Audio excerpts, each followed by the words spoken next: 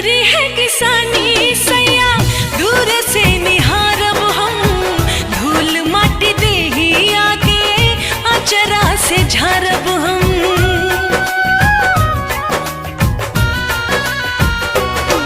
हाँ जिंदगी में तोहरा से दूर कब जाइब ना, क्रिया खियाला कौनो वादा भुलाइब ना। सुख दुख बांटो